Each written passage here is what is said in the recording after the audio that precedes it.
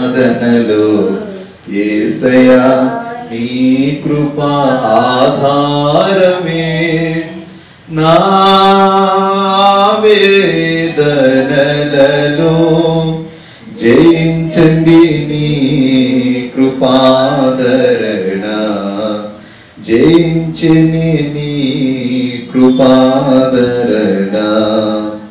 నీ కృప నాలో వ్యర్థము కాలేదు, నీ కృపా వాక్యమే చేదైన వేరు ఏదైనా నాలో మొలవనివ్వలేదులే. నీ కృప నాలో వ్యర్థము కాలేదు, నీ కృపా వాక్యమే చేదైన వేరు ఏదైనా నాలో మొలవనివ్వలేదులే. నీ కృప నాలో అత్యున్నతమై నీతో నన్ను అంటుకట్టెనే. నీ కృప నాలో అత్యున్నతమై నీతో నన్ను అంటుకట్టెనే. నా గీతారాధనలో యేసయ్యా నీ కృప ఆధారమే. హల్లెలూయా. ఋతు గ్రంథం 1వ అధ్యాయం 14వ వాక్యం. వారు ఎలుగెత్తి ఏడవగా ఓర్పా తన అత్తను ముద్దు పెట్టుకొనెను, హత్తుకొనెను. ఇట్లుండగా ఆమె ఇదిగో నీ తోడికోడలు తన జనుల యొద్దకు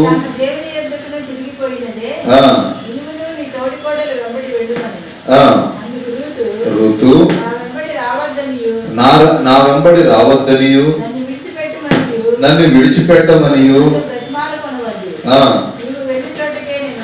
నీవు వెళ్ళే చోటికే నేను వస్తాను, నీవు నివసించే చోటే నేను నివసిస్తాను. నీ జనమే నా జనము, నీ దేవుడే నా దేవుడు. ప్రియులారా, ఇక్కడ రూతు తన అత్తైన నయోమి ఇద్దరి మధ్య సంభాషణ ఉంది. నయోమి అంటది, నాకు వెనక మగదిక్కు ఎవరు లేరు, నా బిడ్డలు కూడా చనిపోయారు, కనుక మీరు మీ తల్లిదండ్రుల ఇంటికి వెళ్ళిపోండి అని అంటే ఓర్ప తన తల్లిదండ్రుల ఇంటికి వెళ్ళిపోయింది. అయితే రూతు మాత్రం తల్లైనా తండ్రి అయినా నీ ఇంటికి నేను వచ్చాను గనుక అన్ని నీవే నాకు, నేను మరలా తిరిగి వెళ్ళను, నేను తిరిగి వెళితే నీవు కూడా ఒంటరి దానివి అవుతావు, కనుక నేను నీ యొద్దే ఉంటాను, నీవు కొలిచే దేవుడినే కొలుస్తాను, నీ జనమే నా జనము, నేను నిబంధన చేసుకొని వచ్చాను, నేను ప్రమాణపూర్వకంగా వచ్చిన దానను, మధ్యలో విడిచిపెట్టి వెళ్ళిపోయేదానను కాను. చాలాసార్లు వివాహ కార్యక్రమాలలో ఎన్నో తీర్మానాలు చేస్తాం, ఎన్నో బంధాలను పెనవేసుకుంటాం, ఎన్నో ప్రమాణాలు చేస్తాం. కానీ కొంచెం కష్టం వచ్చిన తర్వాత ఆ ప్రమాణాలకు తగినట్టుగా బ్రతకలేము, ఆ ప్రమాణాలకు తగినట్టుగా నిలబడలేము. ఇదే పని చేసింది ఓర్ప. ఆ ప్రమాణాలకు తగినట్టుగా అత్తింటినే కాచుకొని ఉండలేకపోయింది.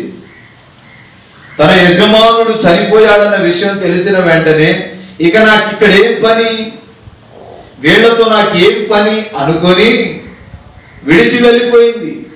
కానీ రూతు, నేను అక్కడికి వెళ్ళినా నా జీవిత దినములు పూర్తి కావే, నేను అక్కడికి వెళ్ళినా నా జీవిత దినములు సగటుగా పూర్తి అవ్వదు కదా, కనుక నేను ఇక్కడే ఉంటాను, నా యజమానుడు ఉన్నా లేకపోయినా ఇక్కడే ఉంటాను, నీతోనే ఉంటాను, నీ వాళ్ళే నా వాళ్ళు, నీ ప్రజలే నా ప్రజలు, నీ దేవుడే నా దేవుడు, నీ బంధువర్గమే నా బంధువర్గం, నీ రక్తమే నా రక్తం ఓ తీర్మానముతో ఉన్నది. ఈనాడు దేవుని సన్నిధిలో కూడా మొదట్లో ఉన్న ఆ తీర్మానము రాను రాను మన ఆధ్యాత్మిక జీవితంలో ఉండట్లేదు. ఆనాడు రూతు నయోమితో తీర్మానము చేసిందంటే నయోమిలో దేవుణ్ణి చూసింది. నయోమిలో దేవుణ్ణి చూసి నేను ఈమెనే విడిచిపెట్టి వెళితే నా తీర్మానం, నా సిద్ధపాటు, సమర్పణను నేను ఏ పాటికి నిలబెట్టుకున్నదానవుతాను అని ఆలోచించింది. ఈరోజు మాట ఇచ్చి తప్పిపోతున్నావా? ఆ మాటను కాపాడుకొని మాటకు ప్రతిగా నడుస్తున్నావా? మాటకు అనుకూలంగా జీవిస్తున్నామా? చాలా చోట్ల మనం మాట ఇస్తాం, కానీ ఆ మాటను నెరవేర్చలేము. కారణం ఏంటి అంటే మర్చిపోయానంటాం. దేవుని దగ్గర కూడా మాట ఇస్తాం, ప్రార్థన చేసేటప్పుడు తొందరపాటు వలనో ఇంకొక ఆలోచన వలలో కొన్ని మాట ఇచ్చేస్తాం. ఇది చేస్తా ప్రభువా, అట్లా ఉంటాను ప్రభువా, ఇది చేస్తే అట్లా జీవిస్తానంటాం. కానీ రాను రాను దేవుడు ఆ మేలు చేసేసిన తర్వాత ఇచ్చిన మాట మీద మనం నిలబడతామా అంటే దేవుని వాక్యము సెలవిస్తుంది, మానవుడు మాట ఇచ్చి మరలా తప్పేవాడు, కానీ ప్రభు అంటాడు నేను మాట ఇచ్చి మరలా తప్పుటకు మీ వంటి నరుడను కాను. కనుక ఓర్పావలే ఈనాడు చాలా మంది మాట ఇచ్చేస్తారు. మాట ఇచ్చి నమ్మకంగా ఉంటాను అనే తీర్మానంతో దేవుని దగ్గరకు వస్తారు. కానీ కొద్దిగా ఆపదొచ్చినా సహనము లేక వారు విడిచి వెళ్ళిపోయే వారై ఉన్నారు. దేవుని సన్నిధిలో ఎక్కువసేపు ప్రార్థించి, దేవుని సన్నిధిలో కనిపెట్టుకొని మొరపెట్టి, దేవుని సన్నిధిలో ఆయనకు ఒక అర్పణ వలె కరిగిపోయే స్థానంలో ఉండలేకపోతున్నాడు. కారణం ఏంటంటే ఈనాడు అవసరాన్ని బట్టి ఆరాధిస్తున్నాం, కానీ ఆయన అవసరం అన్నట్టుగా ఇది నా బాధ్యత అన్నట్టుగా ఆరాధించలేకపోతున్నాం. అందుకే దేవుడు కూడా మన జీవితంలో మేలు చేయట్లా. కాలానికి అనుగుణంగా సాంప్రదాయబద్ధంగా ఆరాధిస్తున్నాం. అన్ని ఆచారాల్లో ఉంటది, ఖచ్చితంగా బొట్టు పెట్టాలి అంటే సాంప్రదాయబద్ధంగా ప్రతి ఒక్కరూ పెడతారు. ఖచ్చితంగా గుడికి పోవాలి, అట్లాగైపోయింది. ఖచ్చితంగా ఇంటి ముందు కల్లాపు చల్లాలి, అట్లాగే అయిపోయింది. వాక్యం సెలవిస్తుంది, నాతో నీవిచ్చిన మాటల విషయం ఏమైంది? తీర్మానాలు ఏమైంది? నిబద్ధత ఏమైంది? ఒడంబడికలు ఏమయ్యాయి? ఒక రాజుతో ప్రభు అంటాడు, ప్రభువా నా జీవితంలో ఈ మేలు చేయి, ఇదిగో నేను ప్రమాణం చేస్తున్నాను అని అన్నప్పుడు అంటాడు, ప్రభు అంటాడు, గత సంవత్సరపు ప్రమాణము నెరవేర్చబడినదా? ఏడి, గత సంవత్సరపు ప్రమాణము నెరవేర్చబడకుండా ఈ సంవత్సర ప్రమాణము ఎట్లా నెరవేరుస్తాను? ఎట్లా పొందుకుంటావు? గత సంవత్సరపు వాగ్దానము నెరవేర్చబడకుండా నూతన సంవత్సరపు వాగ్దానం ఎట్లా పొందుతావు? మనం మాటను దాటిస్తూ ఉంటాం, కానీ దేవుడు చిన్న మాటలోనే పెద్ద ఆశీర్వాదాన్ని ఉంచుతాడు. చిన్న మాటలోనే నీ జీవితాన్ని బహుగా దీవించే ఆశీర్వాదం దాగి ఉంటుంది. కారణం ఏంటంటే మానవుడు మాటను దాటేస్తాడు. చేయలేకపోయినా ఉన్నా చేయలేని ఆలోచనలతో దాటేస్తాడు. అందరితో, ప్రజలతో మాటిచ్చి ఇప్పటి వరకు తప్పావేమో, దేవుడితో మాటిచ్చి తప్పిపోయావేమో, కానీ వాక్యము సెలవిస్తుంది, రూత్ అంటది, నేను నీతోనే ఉంటా, నీ ప్రజలే నా ప్రజలు, నీ వాళ్ళే నా వాళ్ళు, నీ రక్తమే నా రక్తము, నీ దేవుడే నా దేవుడు. వెళ్ళిపోవచ్చు కదా ఓర్పాలాగా. యవన కాలంలో వివాహం అయిపోయిన తర్వాత తన వారి ఇంటికి వెళ్ళిపోవచ్చు కదా, కానీ నేను అక్కడికి వెళ్ళిన నా దినములు పూర్తవ్వవు అనే విషయము రూతు గ్రహించగలిగింది. ఒకవేళ చాలా మంది ఆలోచిస్తారు, గత వారంలో అంటారు, ఒక ఆమె వచ్చి అన్నది, దేవుడు నా జీవితంలో ఏ మేలు చేయట్లేదన్నా, నేను మరలా లోకంలో వెళ్ళిపోదాం అనుకుంటున్నాను. అంటే అవసరాన్ని బట్టి ప్రార్థించేటప్పుడు ఆ అవసరము నెరవేర్చబడకపోతే ఏమొచ్చింది? మరలా అనాలోచన. కానీ ఇది నా బాధ్యత, దేవుని సన్నిధిలో నేను కనిపెట్టాలి. ఇహలోకమైన వరములను కాదు కానీ పరలోక సంబంధమైన ఆశీర్వాదముల కొరకు నేను తగిన దానను అని తీర్మానంతో ప్రార్థిస్తే, తీర్మానంతో మందిరానికి వస్తే, ఇప్పుడు నీకు కష్టం కలగొచ్చు, తర్వాత నీకు మేలే జరుగుతుంది. మరి అక్కడికి పోయినా కీడే జరుగుతుంది కదా అని అంటే జరుగుతుందన్న అలవాటు అయిపోతుంది కదా. ఆ అలవాటేమో ఇక్కడైతే అంటామంటది, ఆ దేవుడు ఉత్తిత్తి దేవుడు కదా, ఈ దేవుడు చేస్తాడు కదా. మరి చేసే దేవుడి దగ్గర కనిపెట్టి కూర్చోవాలి కదా. చూడండి, వ్యక్తిగత పరిశీలన. మాట ఇచ్చి తప్పిపోతున్న వారిలో ఉన్నావా? మాటని ఆయుధంగా పెట్టుకొని ఆ మాటకు లోబడి ప్రభువుకు సమీపముగా బ్రతికే వ్యక్తివై దాగి ఉన్నావా? సమూయేలు రాసిన 2వ గ్రంథం 11వ అధ్యాయం 2వ వాక్యం. సమూయేలు రాసిన 2వ గ్రంథం 11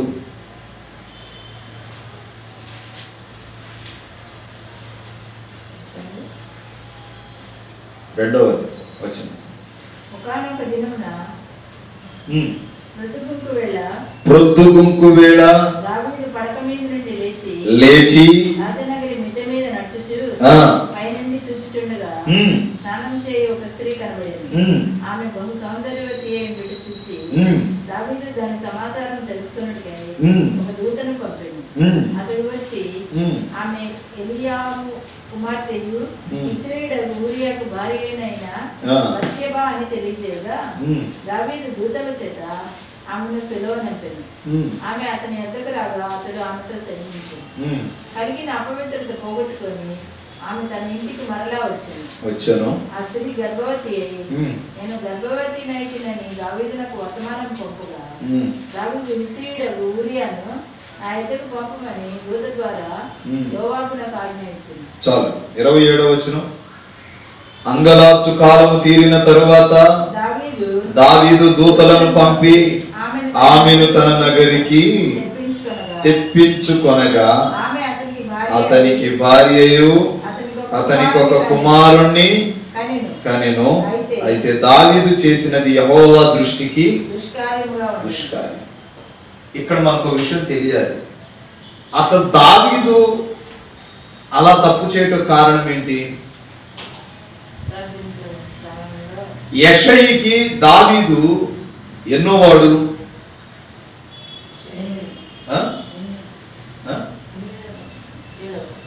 యెషయి కుమారులలో యెషయికి దావీదు ఎన్నోవాడు?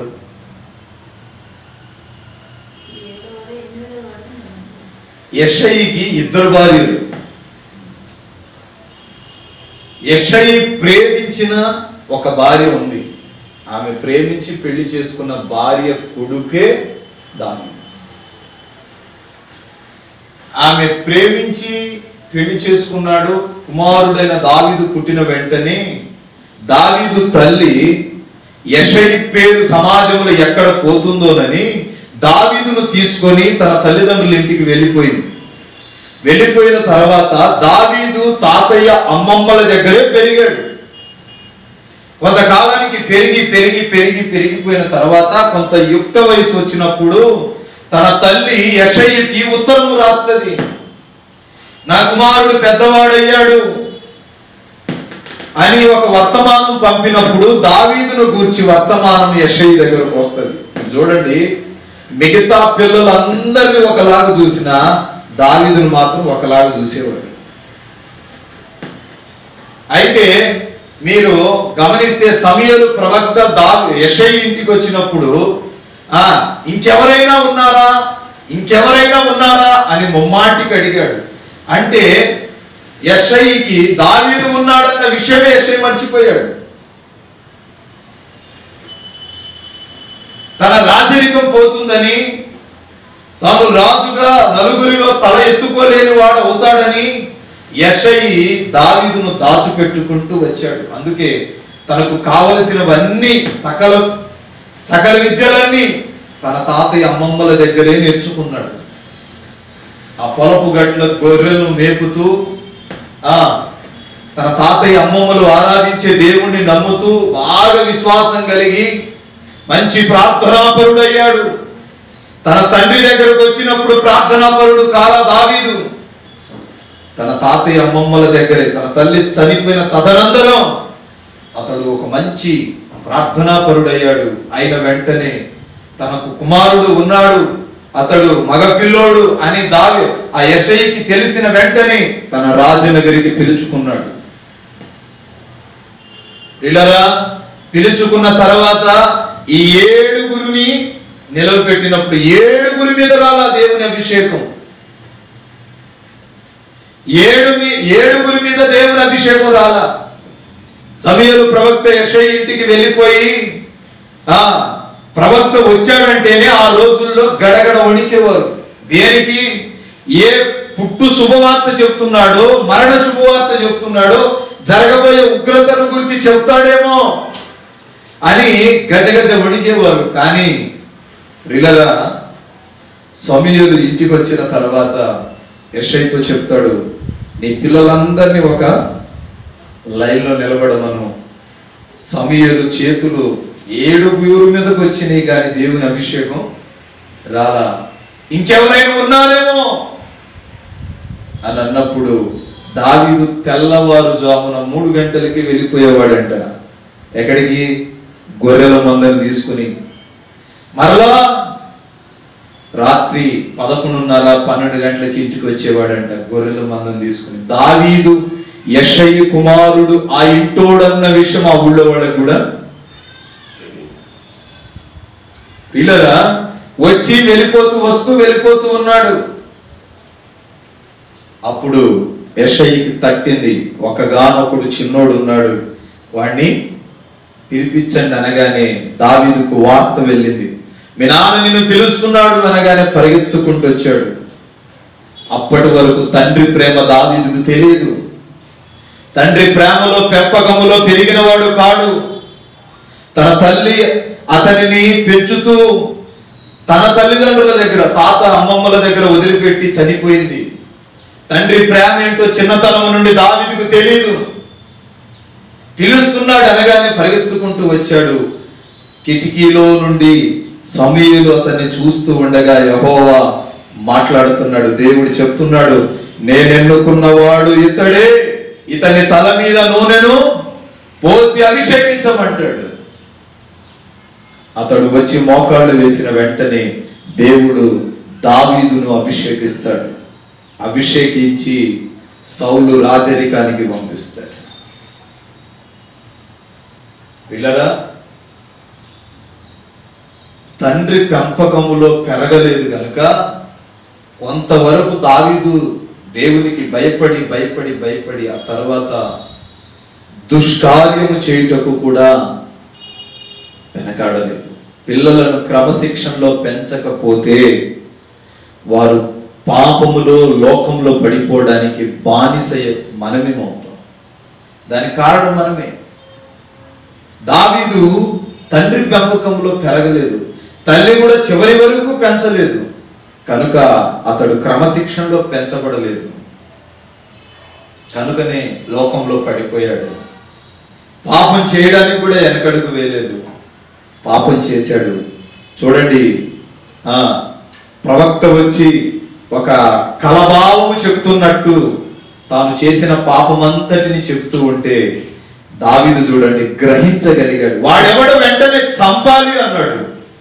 అప్పుడు అంటాడు ప్రవక్త, అది నువ్వే. గ్రహింపులకు వచ్చి పశ్చాత్తాపపడ్డాడు. దైవ జ్ఞానం ఉంది దావీదులో. తప్పు చేస్తే దేవుడు శిక్షిస్తాడు అని తెలుసు. తప్పు చేస్తే దేవుని దగ్గర ఒప్పుకోవాలనే మంచి గుణం ఉంది. కానీ ఆ సమయంలో తన్ను తాను అణుచుకోలేకపోయాడు, పాపం చేశాడు, పొరుగు వారి భార్యను ఆశించాడు, రెండవది ఆ యొక్క ఊరియాను చంపించేశాడు. 2 తప్పులు చేశాడు. గోనెపట్ట కట్టుకొని మోకాళ్ళుని బూడిదలో కూర్చొని కన్నీరు కార్చి ప్రార్థన చేస్తుంటే దేవుడు అతని మొరను విన్నాడు.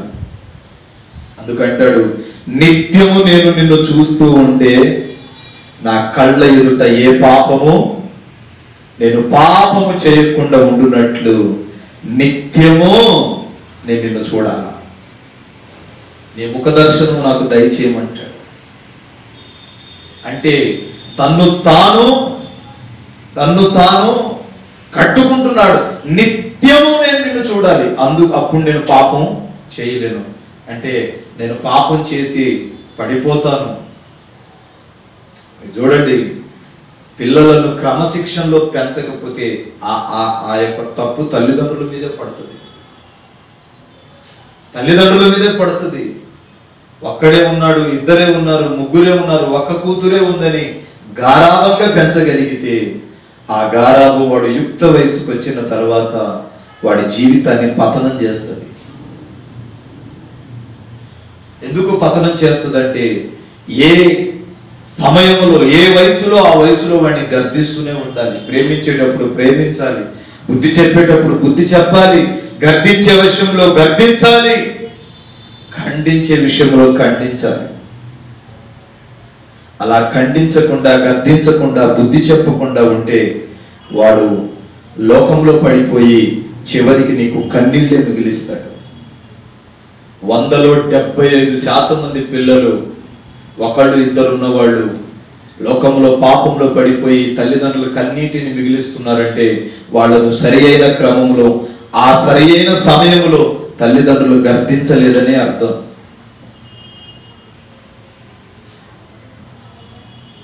పిల్లరా, దావీదు అంతకంతకు తాను చేసిన తప్పును గుర్తు చేసుకుంటున్నాడు, పశ్చాత్తాపపడుతున్నాడు. నేనెంత పాపం చేశాను. క్రమశిక్షణలో పెంచగలగాల. శిక్షణ అనేది సరిగా ఉండకపోతే, క్రమంగా ఉండకపోతే అతడు విద్యార్థి అయినా, అతడు ఒక చదువుకునే వ్యక్తి కావచ్చు, ఉద్యోగం చేసేవాడు కావచ్చు, ఇంట్లో భార్య కావచ్చు, భర్త కావచ్చు, ప్రతి ఒక్కరూ గాడి తప్పే అవకాశం ఉంటుంది. ప్రియులారా, మనం చూస్తే వేరొకరి భర్తను ఆశించాడు, భర్తను చంపేశాడు. మీరు చూస్తే కింద వచనాల్లో అంటాడు, 21వ అధ్యాయంలో అంటాడు, ప్రభువుకు దుఃఖం కలిగించాడంట దావీదు. ఎన్నో కలలు కన్నాడు, ఎన్నో ఆశలు పెట్టుకున్నాడు. వాడు ఇట్లాంటి తప్పు చేశాడా అని దేవునికి దుఃఖం కలిగించాడు. మనము కూడా చాలా ఆశలు పెట్టుకుంటాం. నా కొడుకు మంచి స్థానంలో ఉండాలి, మంచి పేరు ప్రఖ్యాతులు సంపాదించాలి అని ఆశలు పెట్టుకుంటాం. వాడు ఏదైనా తప్పు చేస్తే ఆశలన్నీ నీరు గారిపోతాయి. మీరు చూడండి, చెమట ఎంత చేదుగా ఉంటుందో ఆ సమయంలో ఆశలన్నీ నీరు గారిపోయినప్పుడు నీళ్లు కూడా చేదుగానే ఉండిపోతుంది. దేవునికి దుఃఖం కలిగించాడు, దేవుడు దుఃఖపడుతున్నాడు. దేవుడు దుఃఖపడ్డాడంటే సాతానుగాడు ఏం చేస్తాడు? సంతోషిస్తాడు. అది మనం గాడి తప్పినా, మనం దారి తప్పినా, పిల్లలు దారి తప్పినా వారి మూలముగా ప్రభు ఎంతో బాధపడుతున్నాడు. మీరు చూడండి, గెహాజీకి ధనం పట్ల ఆశ కలిగి ఎలీషాను మభ్యపరిచాడు. నయమాను తీసుకొచ్చిన సకల విధములైన ధనభోగములు, ఆస్తులు, వెండి బంగారములు తీసుకొని ఇంట్లో పోయి దాచిపెట్టుకొని రాలేదా అని అంటే, నేను ఇక్కడే ఉన్నా గయ్య గారు, ఎప్పుడు వెళ్ళాను అంటాడు.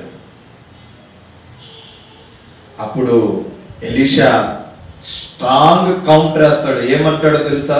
నీవు వెళ్ళేటప్పుడు నీతో నా ఆత్మ రాలేదా? మనం ఏ పని చేసినా దేవుని ఆత్మ మనతోనే ఉంటుంది. నువ్వు సంతోషంగా మంచి చెయ్యి, ఆనందిస్తాడు. నువ్వు కీడు చేస్తే దుఃఖపడతాడు.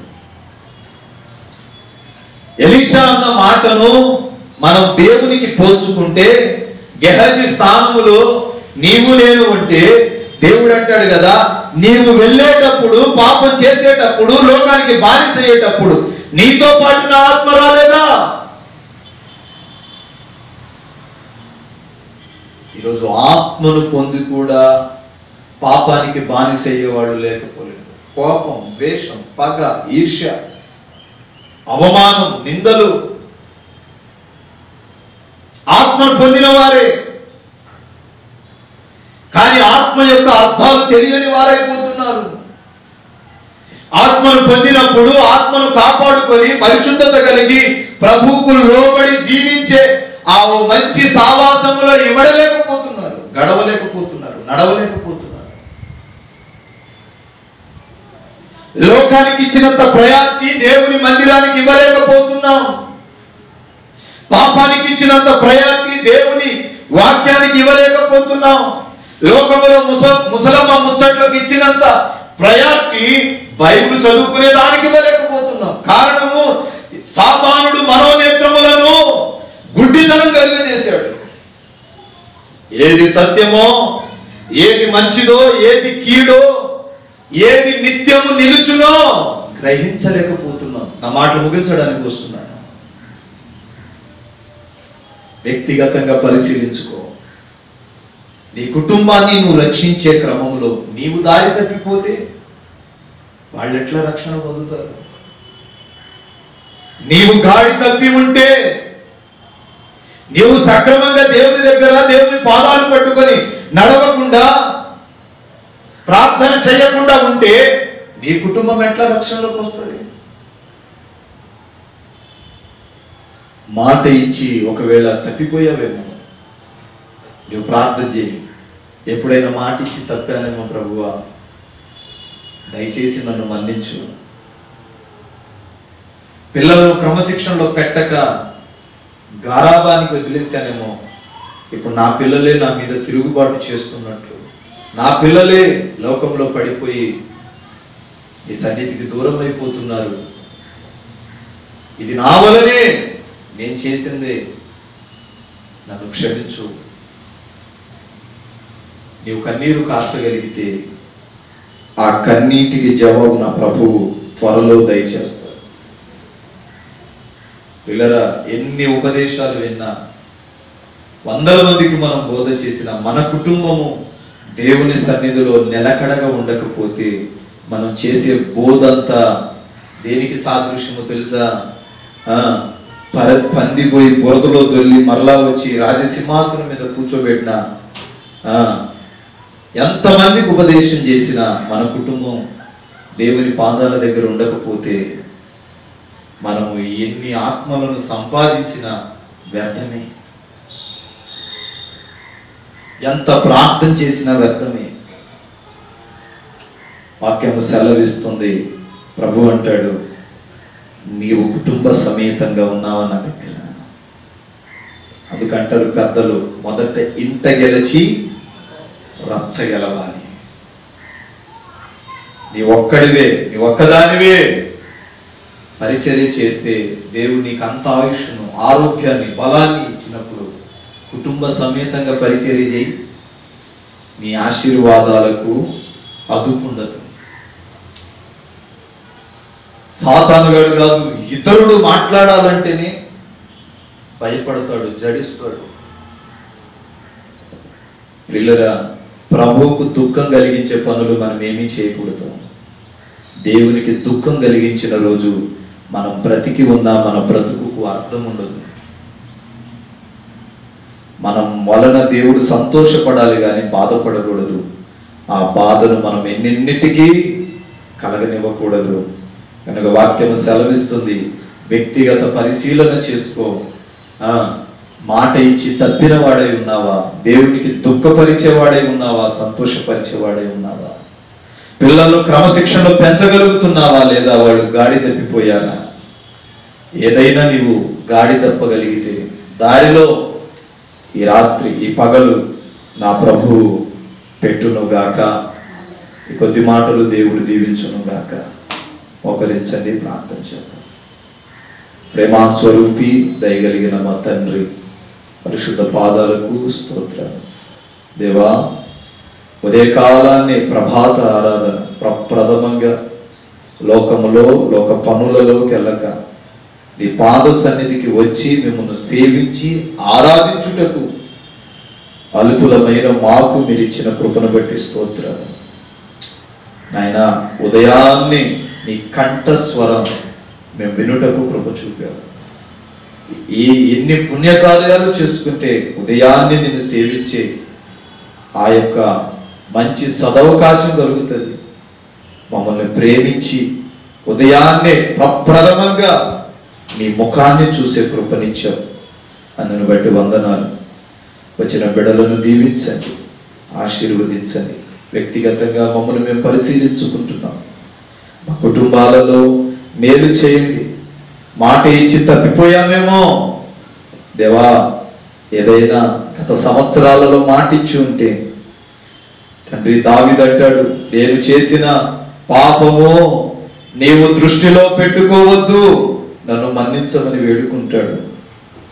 ఆ విధముగా మాట ఇచ్చి తప్పామేమో మా యందు అయా దయ ఉంచి తండ్రి, నీ రాజ్య స్థాపనలో అయా మీరు పెట్టుకోవద్దని ప్రార్థన చేస్తున్నాను. కృప చూపండి. మా బిడ్డలను క్రమశిక్షణలో పెంచే కృప మా అందరికీ మీరు దయచేయండి. మీకు దుఃఖం కలిగించే పనులు మేము చేయక మీకు సంతోషాన్ని కలిగించే పనులు చేసేటట్టు మమ్మల్ని వాడుకోండి. కృపలో జ్ఞాపకం చేసుకోండి. పాటలతో, ఆరాధనతో, ప్రార్థనతో, అయా వాక్యముతో నిన్ను ఆరాధించాం. పరిశుద్ధ బల్లాలు కూడా మీరు మాకు తోడై ఉండండి. మీరు చేత ఆత్మచేత నింపమని యేసునామమున ప్రార్థిస్తున్నాను పరమ తండ్రి, ఆమేన్. దేవునికి స్తోత్రం. మీ అందరికీ హృదయపూర్వక వందనాలు తెలియజేస్తున్నాను. God bless you. దేవుడి మిమ్మల్ని దీవించును. బ్రదర్ బి అభిషేక్ నాయకు, నాగేశ్వరం తండా, మాచువరం మండలం, గుంటూరు డిస్టిక్. మా ఫోన్ నెంబర్ 7659018230.